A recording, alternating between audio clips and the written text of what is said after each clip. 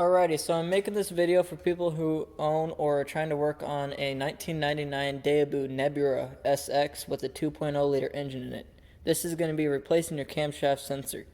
You do not have to get underneath and tear apart a whole bunch of stuff. I found out the hard way. Take it from me. There's a little cover here. What you're going to do is, if I can find it here, you're going to take this right here, and it will slid right over. It pulls up. You don't got to pull this part out, so don't even try doing that. And you're going to want to have some underneath supporting the engine because this is your side engine mount. So after you get this access hole taken out, underneath in there is where your camshaft sensor is going to be. There's going to be two holes, one that's a support down there, and the other one is the one that holds it to the engine. And it will slide in right through the top here. You don't need to be looking underneath the engine because they're not going to be underneath the engine. They're going to be on top of the engine here. So that is what you need to basically do.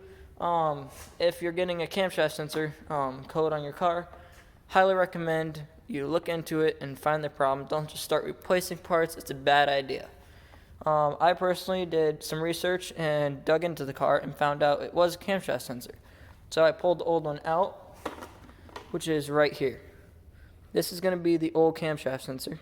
As you can see, it's old, and this is what was giving me troubles. Now, this is the new camshaft sensor. You want to make sure they're exactly identical. If one part is wrong or not right, it's not the right camshaft sensor.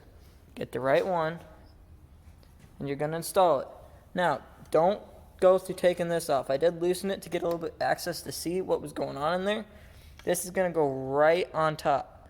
It's just going to drop right in there. And make sure that it goes in exactly how it came out. Take pictures before you do it. It helps out a lot. And for the next step, you're going to want to get your camshaft position sensor and put it down in there. You're going to want to line it up. I recommend you use your phone just to see where it is so you're not guessing. It's a very small bolt, so do not lose it. Alrighty, so after you get your camshaft position sensor in, you need to get it bolted up in there just like so. It's going to be right in between two pulleys.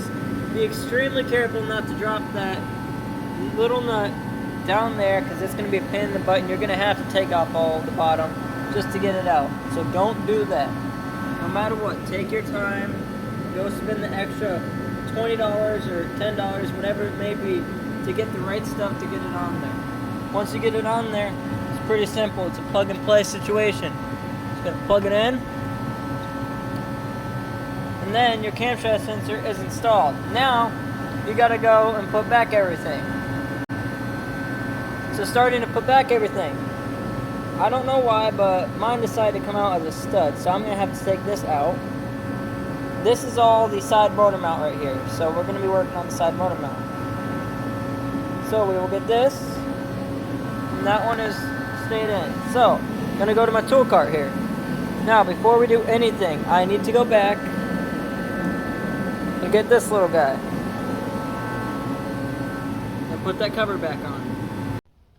Now after you get that 10mm bolt put in there, you're going to want to clip both sides of this so it is nice and tight. Then you're going to want to get your engine mount, and just like so, start putting everything back together the way you took it off. Alrighty, so after you've gotten your motor mount back on, make sure you tighten all these bolts, and I definitely recommend you use an impact. Helps out a lot, makes it go quicker, and it also gets it down tight. Now, there is torque specifications for this, which you will need to go online to find. I do not know this at this time, but I will definitely torque it later on, but because I'm not going to be driving this for a while. But definitely go online, find the torque specs for these, take the time just to find it. If you can't find any, don't over tighten it a lot, which I doubt you'll be able to strip it, but just tighten it. Just use an impact, get it really tight so it doesn't vibrate loose while you're going down the road. Because if this comes off, your engine will be falling on the ground and nothing good will happen. Alrighty, after you got your engine mount on, put on your airbox and make sure that you tighten this clamp right here. This will tighten it down, and make sure you get your filter on straight. They can be a pain.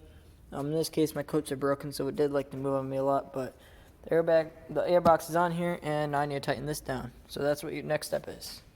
Alrighty, so after you've replaced the camshaft sensor in your engine bay, that is not the last step you need to do. You need to come down here and locate your OBD2 port, which is going to be right behind this fuse panel. you're going to need to get one of these code scanners. Looks like this. And you're going to need to plug this right into here with your key on accessory mode. So after you have your vehicle in accessory mode, go and find the codes that it's been thrown. And go ahead and erase the codes. Alrighty, once you've cleared those codes, your car should start up and run like normal. Hope this helped.